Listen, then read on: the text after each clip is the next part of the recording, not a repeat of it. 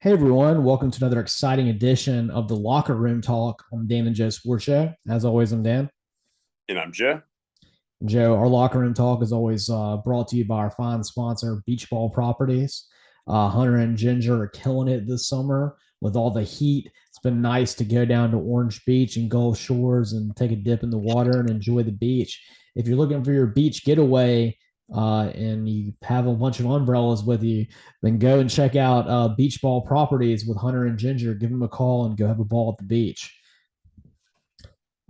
Joe, with all of the NIL possibilities that are out there, I feel like there's been a lot of negative stories about what NIL is. People are using it as a recruiting tool. They're using it as a way to steal players from other schools.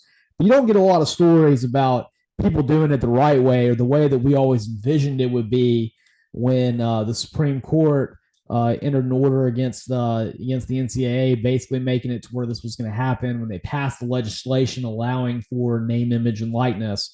And the very first person that I think made it great and made it a national story in terms of operating not just on your own talents but on your name is, of course, Nebraska defensive back DeColdest Crawford.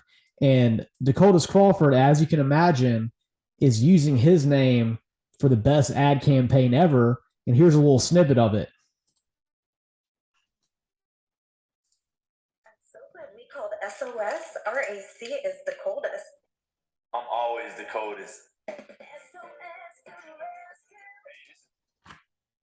So there you go. DeColdest Crawford is advertising for SOSAC out of Nebraska. And what better line of materials for you to have advertising for DeColdest than for an AC in this hot summer? Yeah, really works out perfect with weather. And, it'd be cool to see him against Northwestern this weekend. Yeah, hopefully he brings a little bit of that coldness to Dublin, Ireland when they take on Northwestern in what is our premier week 0 game. And Joe, it doesn't just end with someone having the first name DeColdest. It can go to your last name too. And Joe, I remember my brother went to LSU, and so I've had to be suffered through watching a lot of LSU games my whole life, not having been a fan. And I remember my brother went to school there. They had a quarterback named Josh Booty. I believe he was the quarterback for some of the Jerry DiNardo era and some of the Nick Saban era. Of course, very famous family. Abram Booty was a wide receiver at LSU. And then John David Booty later became a quarterback at USC. And this all goes to now they have now Abram Booty, the LSU wide receiver, has a son. This name is, wait for this one, General Booty. Possibly the greatest name I've ever heard. And unlike his dad and his uncles, who just got made fun of for their last name, never got to really use it for any pecuniary gain, General Booty's taking it to the next level. I think his dad had a little bit of a sense of humor with naming this and just kind of rolling with the whole bootiness that they have going on. And General Booty's selling him some t-shirts. Now, General Booty right now is a transfer quarterback out of Tyler Community College and is transferred to Oklahoma.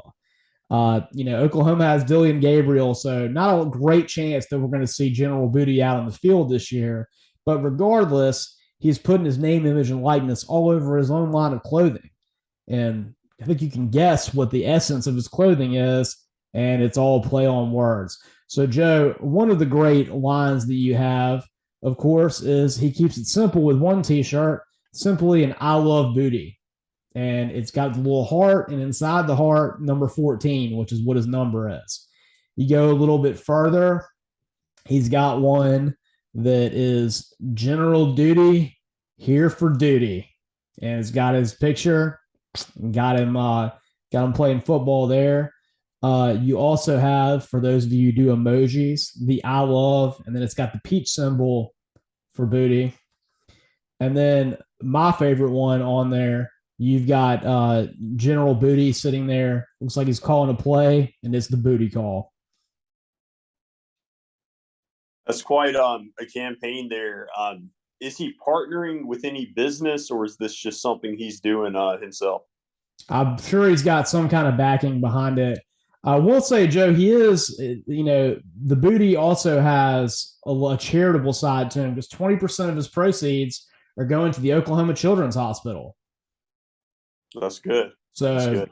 there's some booty for a good cause here, and that's important. I don't know who is making these shirts, but I will say, Joe, that they've got quite a high opinion of themselves because you got to pay $35 a pop to get one of these General Booty special edition shirts. Does that include shipping? I think that's just the retail cost, Joe. So I'm sure with the shipping, you're paying a little extra. But I do think that, this might be an awesome gag gift for my father-in-law. He's a huge Oklahoma fan. I might have to get him the booty call shirt. That would be interesting to see his reaction. Yeah, so he'd probably be like, it's Oklahoma, but who's this? Right. Because I think the only reason people are going to know General Booty's name this year is because of his name, and that's it. Mm-hmm. Right. All right, Jay. When we come back, we're going to talk about another backup quarterback who actually did come through and has now got himself a starting job. And we're also going to talk about DeColdest team and DeColdest and Nebraska Cornhuskers' chances in Dublin, Ireland, to get a huge win against Northwestern. Of course, we want to thank our fine sponsor, Beach Ball Properties, for bringing us another edition of the Locker Room Talk. And I want to thank all of our fine fans. And of course, you can follow us on Twitter at DJ Sports Show. You can like us on our Facebook fan page.